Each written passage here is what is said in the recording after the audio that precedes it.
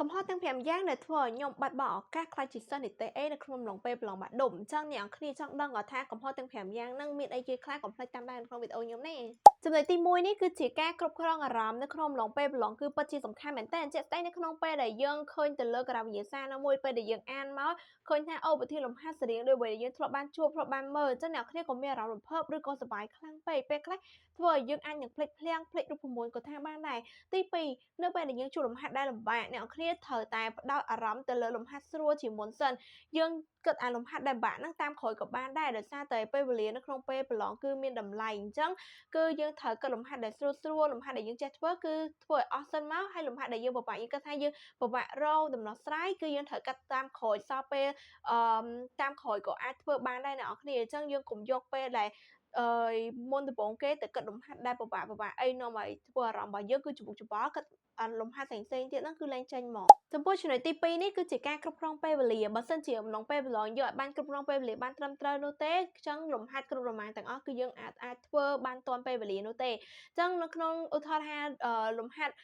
មុខវិជ្ជារូបមាន6 7រមាំងអីចឹងទៅអញ្ចឹងបើសិនជាយើងបែងចែកពេលវេលាក្នុងមួយរមាំងដែលយើងធ្វើនឹងអត់បានត្រឹមត្រូវទេដល់ពេលវេលាគឺកាន់តែលឿនធ្វើឲ្យយើងបាត់បង់ស្មារតីនៅក្នុងការគិតទៅជាក់ស្ដែងដូចក្នុងពេលដែលខ្ញុំប្រឡងអញ្ចឹងគឺសល់ពេលប្រហែល10នាទីខ្ញុំគិតលំហាត់នៅសល់តែមួយរមាំងឯងប៉ុន្តែធ្វើឲ្យអារម្មណ៍របស់ខ្ញុំហ្នឹងគឺគ្រប់គ្រងអារម្មណ៍ខ្លួនឯងឲ្យបានភ័យអញ្ចឹងធ្វើឲ្យខ្ញុំគិតលំហាត់មួយហ្នឹងគឺអត់ចេញតែម្ដងអញ្ចឹងវាគឺជាកំហុសខុសឆ្គងមួយសម្រាប់ខ្ញុំមែនតើដែលខ្ញុំយកមកចែកម្លែកអ្នកនរគ្នាគឺតាក់ទងទៅនឹងការគ្រប់គ្រងអារម្មណ៍ជាមួយនឹងការគ្រប់គ្រងពេលវេលាក្នុងពេលតែមួយនៅក្នុងពេលដែលយើងធ្វើលំហាត់មុខវិជ្ជាណាមួយត្រូវតាំងចិត្តស្មារតីរបស់យើងឲ្យបាននឹងឡព្យាយាមគិតនៅអ្វីដែលគ្រូយើងធ្លាប់បញ្យល់ធ្លាប់រូបមន្តដែលយើងធ្លាប់បានធ្វើមកអ្នកគ្នាកុំ stress នៅក្នុងការច្បុកច្បល់ជាមួយនឹងអារម្មណ៍និងពេលវេលារបស់យើងខ្លាំងពេកចំណុចទី3ហ្នឹងគឺជាការអានប្រធានឲ្យបានច្បាស់មុននឹងធ្វើបើសិនជាយើងមានការគ្រប់គ្រងអារម្មណ៍គ្រប់គ្រងពេលវេលាបានល្អហើយប៉ុន្តែអានប្រធានបែរជាធ្វើប្រធានខុសប្រធានអីអញ្ចឹងគឺចាប់មកអ្នកគ្នាគឺពេលវេលារបស់យើងគឺដឹងតែអត់មានអាចធ្វើបានឡើងវិញនោះទេអញ្ចឹងអ្នកគ្នាមុននឹងធ្វើត្រូវតែអានប្រធានទាំងអស់មិនថាប្រធានបែបសំណួរបែបលំហាត់យ៉ាងណាក៏ដោយគឺយើងត្រូវតែអានប្រធានឲ្យចប់សិនមុននឹងធ្វើជាក់ស្ដែងនៅក្នុងពេលដែលយើងធ្វើលំហាត់ឬថាមានទស្សភាគមានក្បៀសមានចុចឬក៏អត់ហ្នឹងយើងត្រូវមើលបានច្បាស់លាស់បើសិនជាយើងធ្វើមានទស្សភាគនៅពេលដែលប្រធានមកគេអត់មានទស្សភាគផងអញ្ចឹងចម្លើយដែលយើងចេញមកគឺខុសទាំងស្រុងអញ្ចឹងគឺជៀសវាងដើម្បីយើងធ្វើឡើងវិញឬក៏ខូចពេលវេលារបស់យើងធ្វើលំហាត់ដទៃទៀតយើងត្រូវតែមើលប្រធានឲ្យបានច្បាស់មុននឹងយើងធ្វើលំហាត់ណាមួយចំពោះចំណុចទី4គឺជា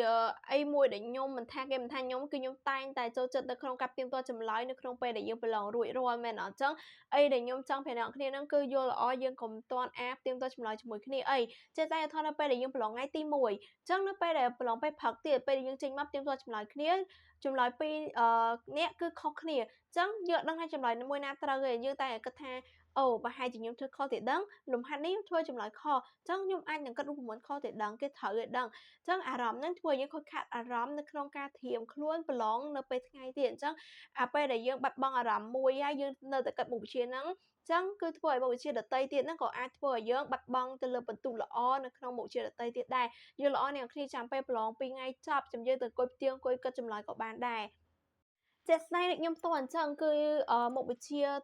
ាជីវវិទ្យាតែពេលហ្នឹងគឺខ្ញុំបានប្រឡងរួចរាល់ហើយបន្ទាប់មកគឺខ្ញុំមានជាការផ្ទៀងផ្ទាត់ចម្លើយមួយគេអីចឹងទៅខ្ញុំឃើញថាអូចម្លើយរបស់ខ្ញុំគឺខុសគ្